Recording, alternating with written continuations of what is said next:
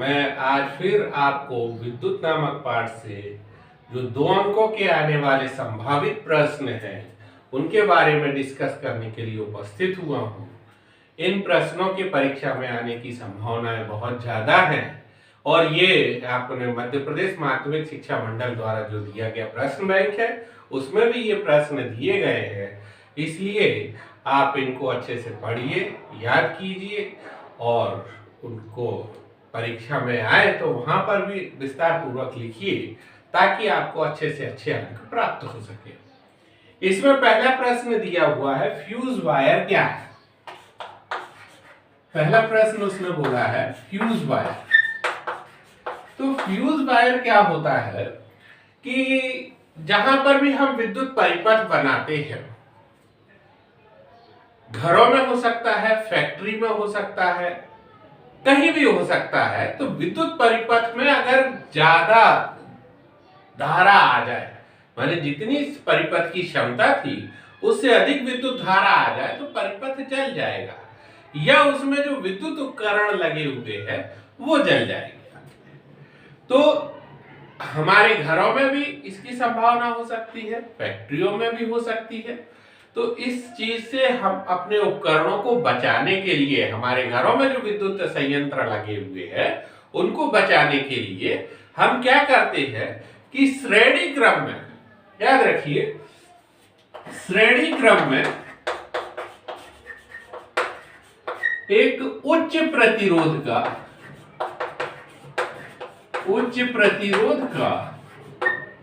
और कम गलनांक वाला तार,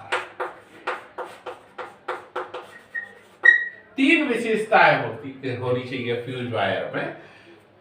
फ्यूज वायर को कहां लगाया जाता है तो परिपथ में श्रेणी क्रम में लगाया जाता है। और कैसा होता है फ्यूज वायर, तो उच्च प्रतिरोध का और कम गलनांक वाला एक वायर होता है जिसे हम श्रेणी क्रम में जोड़ देते हैं परिपथ में, जो हमारे अधिक धारा आने पर हमारे विद्युत संयंत्रों की रक्षा करता है, उसको हम फ्यूज वायर बोलते हैं।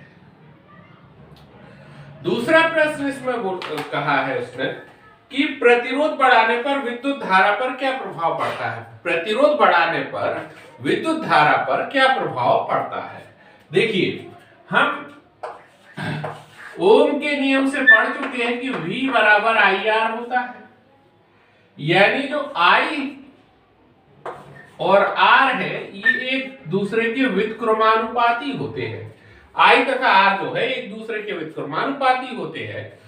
यदि प्रतिरोध का मान बढ़ेगा तो धारा का मान कम होगा और यदि प्रतिरोध का मान कम होगा तो धारा का मान बढ़ेगा। तो यहां प्रश्न में वो पूछ रहा है हमसे कि प्रतिरोध बढ़ाने पर, यानी हमने R का मान बढ़ा दिया इसमें, तो अगर R का मान बढ़ा दिया तो धारा का मान कम हो जाएगा, है ना। अगर क्योंकि व्युत्क्रमानुपाती है तो प्रतिरोध बढ़ेगा तो धारा का मान कम हो जाएगा, यानी I का मान यहां पर कम हो जाएगा। नेक्स्ट प्रश्न कह रहा है कि शक्ति P बराबर होता है V इंटू I। ये सूत्र लिखा जा सकता है, विद्युत शक्ति बराबर विभवांतर इंटू प्रवाहित धारा। अब अगर हम इसको चाहे तो और भी इसके सूत्र बनाए जा सकते हैं। जैसे हमने कहा कि ओम के नियम के अनुसार V बराबर IR होता है, यहां हम V के स्थान पे IR रख दें, IR इंटू R, तो P का मान जो हो जाएगा, ये P का मान जो हो जाएगा ये I स्क्वायर R के बराबर हो जाएगा। P का मान I स्क्वायर R के बराबर हो जाएगा। या अगर हम I के स्थान पर V अपॉन R रख दे तो P का मान जो हो जाएगा V into V upon R, तो ये इसको हम V स्क्वायर बटे R लिख सकते हैं। तो P का मान जो है V स्क्वायर बटे R भी लिखा जा सकता है यहाँ पर। तो विद्युत शक्ति के ये सूत्र हो गए। नेक्स्ट क्वेश्चन कह रहा है कि प्रतिरोध क्या है। तो प्रतिरोध तो का मतलब होता है रुकावट, या यूं कहे जैसे कि हम कहीं पतली गली से निकल रहे हैं और उसमें बाजार भी लगा हुआ है, भीड़ भाड़ भी है, तो स्वाभाविक है कि हमको उस गली से निकलने में समस्या आएगी। लेकिन अगर चौड़ी सड़क है, भीड़ भी नहीं है, तो हम वहां से आसानी से निकल सकते हैं। ऐसे ही वायर में या तार के अंदर आवेश का जब प्रवाह होता है तो आवेश के प्रवाह में आने वाली जो रुकावट होती है उसको हम प्रतिरोध कहते हैं। अगर पतला तार होगा तो उसमें प्रतिरोध ज्यादा होगा, मोटा तार होगा तो उसमें प्रतिरोध कम होगा। तो प्रतिरोध को परिभाषित करना है तो सीधा सा हम यही कहेंगे कि आवेश के प्रवाह में आने वाली रुकावट को प्रतिरोध कहा है। कि उस युक्ति का नाम बताइए जो किसी चालक के सिरों पर विभवांतर बनाए रखने में सहायता करती है। तो देखिए परिपथ में वो उसका पूछने का तात्पर्य है कि परिपथ में हम ऐसा कौन सा उपकरण लगा देते हैं जिससे परिपथ में विभवांतर बना रहता है, और विभवांतर बना रहता है तो धारा प्रवाहित होती रहती है। तो देखिए जब हम परिपथ में विद्युत सेल लगाते हैं, इसका उत्तर है या तो विद्युत सेल या बैटरी, विद्युत सेल या बैटरी, है ना। तो विद्युत सेल, बैटरी भी माने कई सेलों का संयोजन है।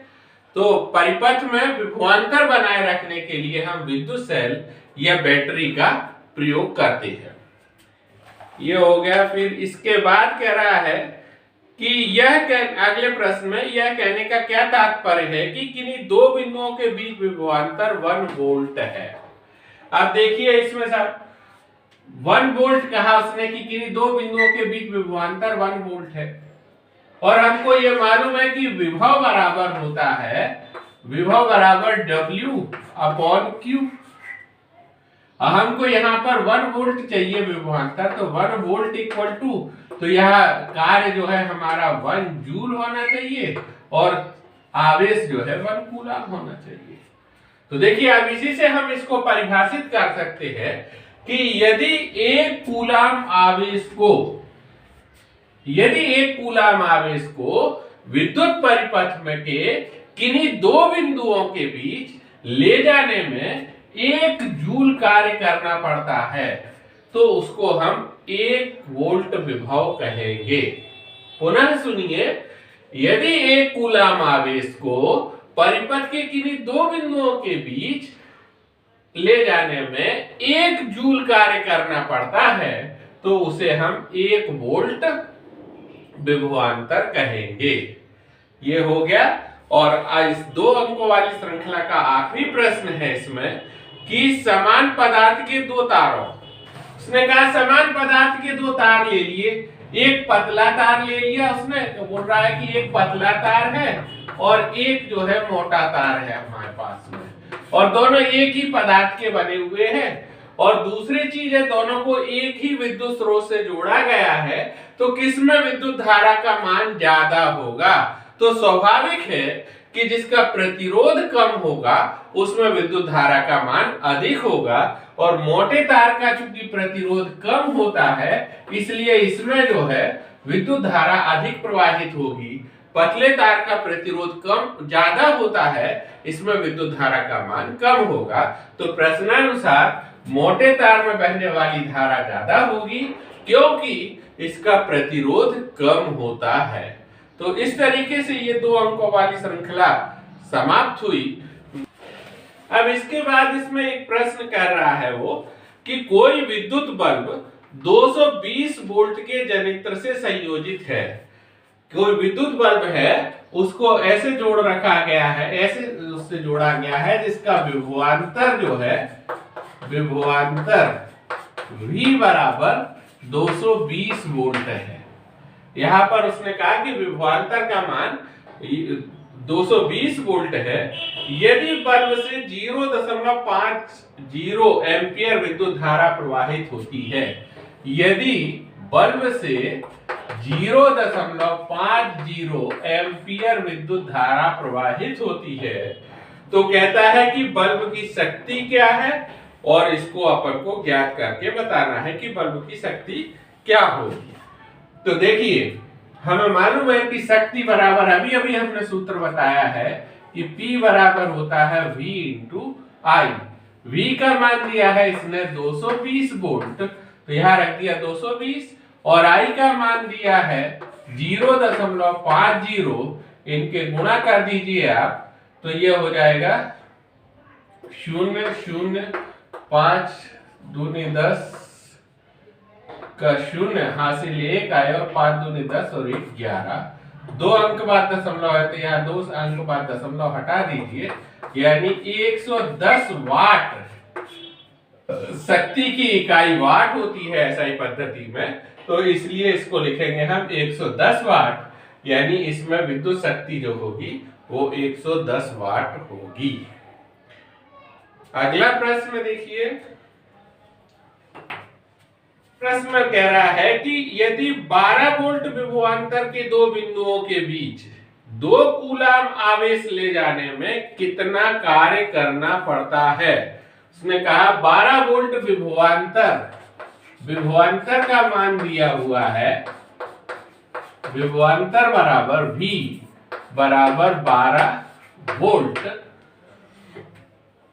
और आवेश का मान दिया है उसने, आवेश Q बराबर 2 कूलाम। तो कह रहा है कि इसको ले जाने में कितना कार्य किया जाता है। कार्य का मान निकालना है हमको, W का मान इसमें ज्ञात करना है। V बराबर होता है W अपॉन Q, तो W बराबर हो जाएगा V इंटू Q, इस Q का इधर क्रॉस गुणा हो जाएगा तो V इंटू Q हो जाएगा। V का मान दिया है इसने 12 वोल्ट और Q का मान दिया है 2, तो यहाँ आ जाएगा 12 दूनी 24 जूल कार्य करना पड़ेगा हमको। पुनः देख लीजिए, इसमें विभवांतर का मान दिया है इसने 12 वोल्ट, आवेश Q का मान दिया है 2 कूलाम, और किए गए कार्य की हमको गणना करनी है। V बराबर विभव बराबर होता है W अपॉन Q, तो W बराबर हो गया V डॉट Q या V इंटू Q। V का मान दिया है 12, Q का मान दिया है 2, तो ये 12 दूनी 24 जूल कार्य हमको करना पड़ेगा इसमें।